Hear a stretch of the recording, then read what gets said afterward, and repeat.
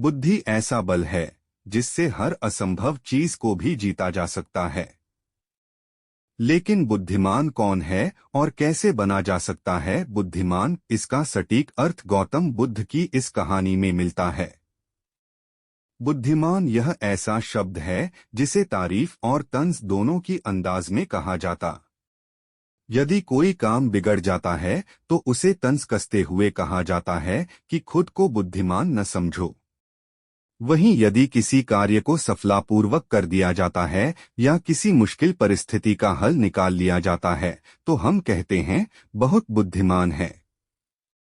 लेकिन प्रश्न यह है कि वास्तव में बुद्धिमान कौन है और कैसे बना जा सकता है बुद्धिमान।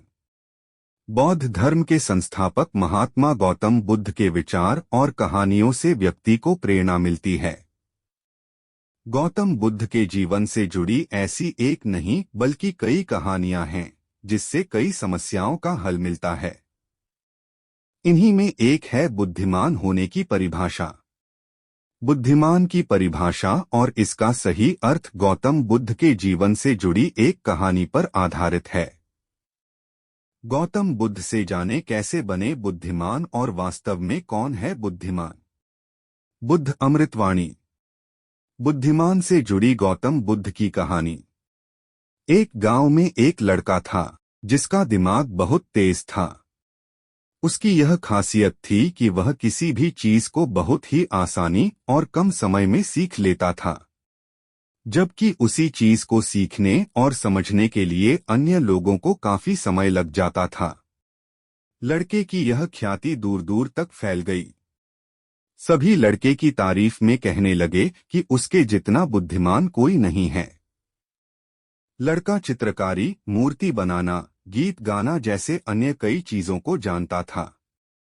अपनी प्रसिद्धि को बढ़ाने के लिए वह अन्य काम और चीजों को भी सीखने लगा। इस तरह से उसे अपनी बुद्धिमत्ता पर अहंकार हो गया, क्योंकि वह साधारण व्यक्ति होकर कई असाधारण काम भी आसानी से करने लगा था। एक दिन लड़के का सामना भगवान गौतम बुद्ध से हुआ। लड़के को खुद पर खूब अहंकार था और इस कारण उसे किसी से ईर्ष्या नहीं होती थी, क्योंकि वह खुद को ही श्रेष्ठ समझता था। लेकिन पहली बार उसे गौतम बुद्ध को देख ईर्ष्या हुई और वह अपनी तुलना बुद्ध के साथ करने लगता है। वह देखता है कि बुद्ध के पास भिक्षा मांगने के लिए एक कटोरा है और उसके पास अपार धन। बुद्ध ने साधारण वस्त्र धारण किए थे और उसके वस्त्र कीमती थे। बुद्ध नंगे पैर थे और वह नंगे पांव जमीन पर पैर भी नहीं रखता था।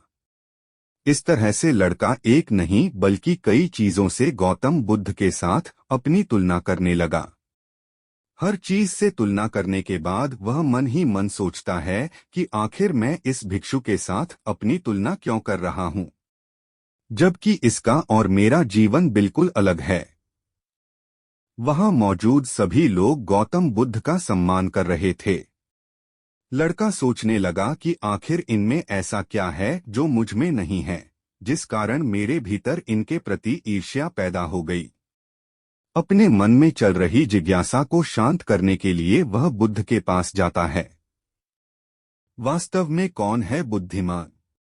बुद्ध के पास जाकर वह कहता है, मैं इस गांव का सबसे बुद्धिमान व्यक्ति हूं और आप अपने आसपास जो भी देख रहे हैं, मैं वह सब करना जानता हूं।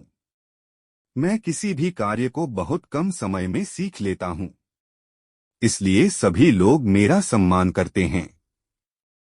लेकिन फिर भी आपको देख मेरे भीतर ईर्ष्या पैदा हो गई। इसलिए मैं जानना चाहता हूं कि आपकी उपलब्धि क्या है।